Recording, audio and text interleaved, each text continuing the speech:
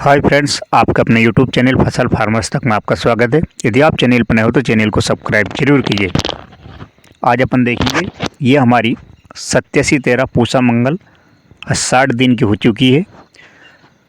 तो बुआई की सही समय, प्रति एकड़ बीज दर, स्टार्टिंग से लेकर अभी तक हमने इसमें कौन कौन से खाद, कौन कौन सी स्प्रे, कौन कौन से खरपतवार नाशक और कितनी सिंचाई, उस संपूर्ण जानकारी देखेंगे। बुआई के समय कौन सा खाद दे, प्रति एकड़ बीज, पकने की इसकी अवधि, पूसा मंगल की संपूर्ण जानकारी। किसान भाइयों, गेहूं अन्य फसल की जानकारी इस चैनल के माध्यम से किसानों तक पहुंचाते रहते हैं। यदि आपने अभी तक चैनल को सब्सक्राइब नहीं किया, चैनल को सब्सक्राइब जरूर कीजिए, क्योंकि आने वाले समय में ऐसी जानकारी आप तक पहुंचती रहे। किसान भाइयों, बुआई का जो समय है 25 अक्टूबर से 15 नवंबर, इसमें 3 से 4 सिंचाई की आवश्यकता रहती है।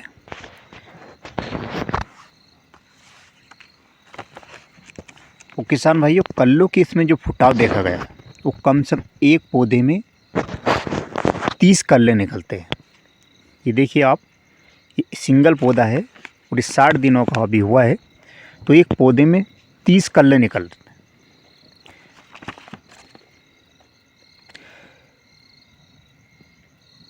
किसान भाइयों, ये लंबी अवधि की वैरायटी है।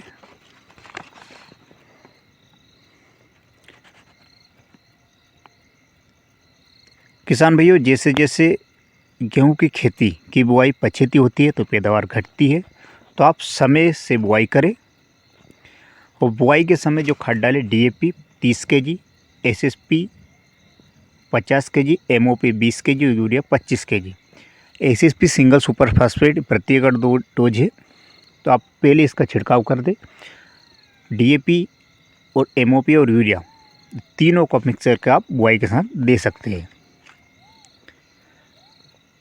वो किसान भाई, उसको खाने के लिए यूज नहीं किया जाता है। ये दलिया वाला गेहूं रहता है।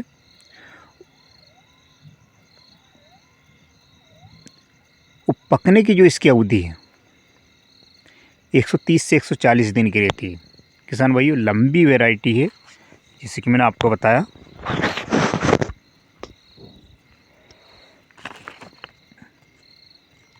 वो प्रति एकड़ जो फुटाव है पौधे का कम से कम एक पौधे में 30 कल्ले निकलते हैं। ये देखिए आप, मैंने स्वयं काउंटिंग की है और अभी फुटाव इसमें जारी है।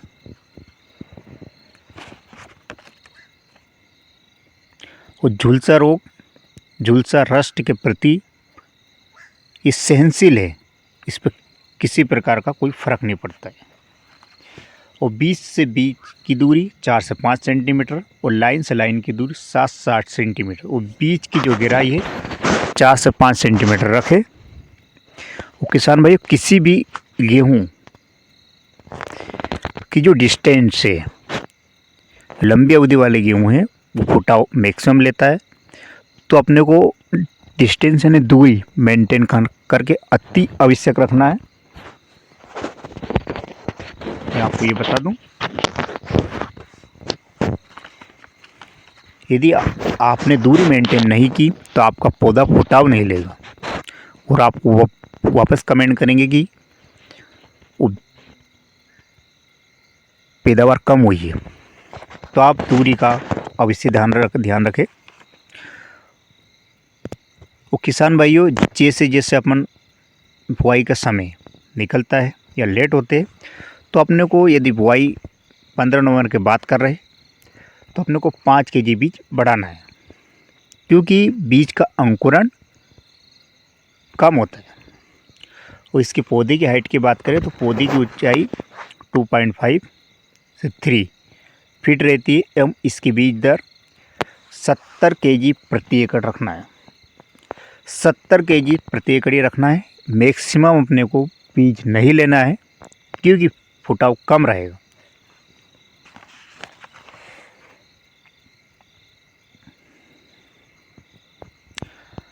आपको जो बीज उपचार करना है झेलोरा फंगिसाइड से, 1 kg बीज आप 2 ml लें। 1 kg के लिए 2 ml बीज लें।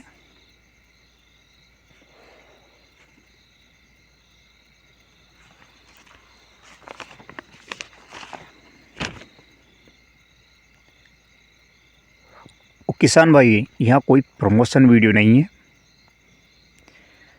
मैं आपको पहले बता दूं, इसकी क्या कमजोरी है, क्या स्ट्रेंथ है, ये भी अपन देखेंगे। इस किस्म का दाना मोटा होता है, बड़ा और चमक में कम दिखता है, जिसका उपयोग दलिया, सूजी और पास्ता बनाने में किया जाता है।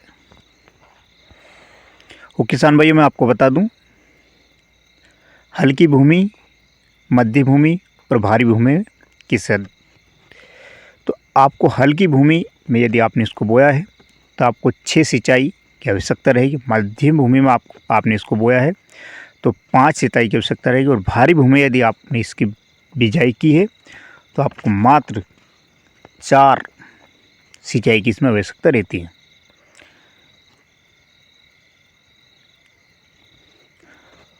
बुआई से 20 दिन बाद हमने पहली सिंचाई की और पकने की इसकी अवधि मैंने बताया 130 से 140 दिन की है एवं 32 कुंटल प्रति अधिकतम उसका उत्पादन क्षमता है। इसमें लाजिंग की समस्या में रोगों से लड़ने की खासियत है। लाजिंग है, इसमें आड़ा गिरने वाली समस्या नहीं रहती है। 32 कुंटल इसकी मैक्सिमम। यदि आप खाद की शेड्यूल मात्रा सही रखेंगे तो इसका उत्पादन 35 प्रति एकड़ भी निकाला गया है। किसी फसल का उत्पादन उसकी खाद उर्वरक की मात्रा सही डोज पर निर्भर करता है। वो किसान को किसी फसल का उत्पादन उसकी वैरायटी के ऊपर निर्भर करता है। यदि जानकारी यूजफुल लगी तो ही चैनल को सब्सक्राइब करें।